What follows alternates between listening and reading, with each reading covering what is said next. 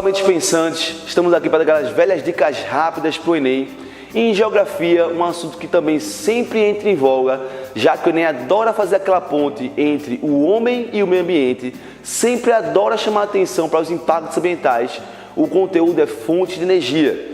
E a gente sabe que fonte de energia, leva em consideração vários questionamentos, tanto a questão econômica, quanto a questão ambiental, quanto a questão social. Certo? A gente sabe que para avaliar o consumo de energia em um país, a gente utiliza a matriz energética. Não esquece disso. Matriz energética é o conjunto de fontes de energia utilizadas em um país. Todas as fontes de energia. Eu vou avaliar os 4 setores, certo, econômicos, para a gente saber como é que é o consumo de energia nesse país. O primeiro setor é o setor agrário. O segundo setor é o setor industrial e o terceiro setor seria o setor de serviços. E dentro do setor de serviços a gente teria, por exemplo, os transportes. Mas como os transportes consomem uma grande parcela dessa quantidade de energia, a gente usa ele separado. Então é o primeiro setor, segundo setor, terceiro setor e o setor de transportes. Então a matriz energética ela é avaliada para saber o equilíbrio energético de um país, para saber se, por exemplo, ela tem uma estabilidade de produção de energia. O equilíbrio da matriz energética ela é dada em um equilíbrio de consumo de energias renováveis e energias não renováveis. Não esquece isso. Energias renováveis são aquelas que têm um período mais curto de renovação na natureza, que o consumo da gente não interfere nessa renovação.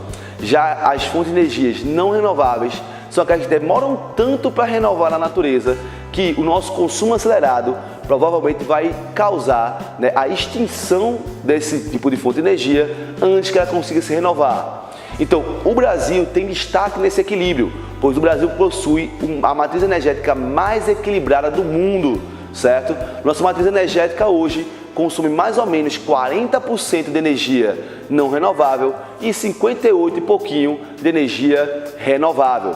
Isso principalmente porque a principal fonte de produção de energia elétrica no Brasil são as hidroelétricas, certo? E também porque o maior consumo de energias não renováveis são os transportes.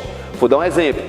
Se eu tirasse o setor de transporte da avaliação da matriz energética, a nossa energia renovável pularia para mais de 88%, já que a maior parte da energia elétrica é utilizada por energia hidroelétrica, que é energia limpa e renovável.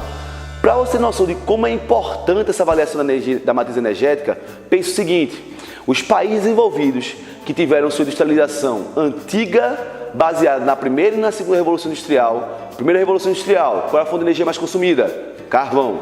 Na segunda revolução industrial, qual é a fonte mais consumida? Petróleo. Energias alternativas só surgem a partir da terceira revolução industrial.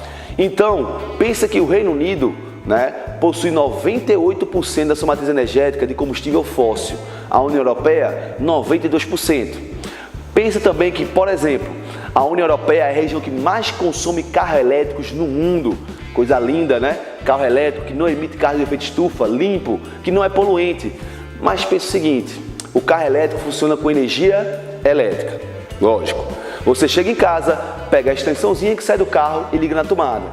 Só que a produção de energia elétrica, por exemplo, na Inglaterra, como eu falei, de 92% a 98% vem de combustível fóssil, principalmente o carvão.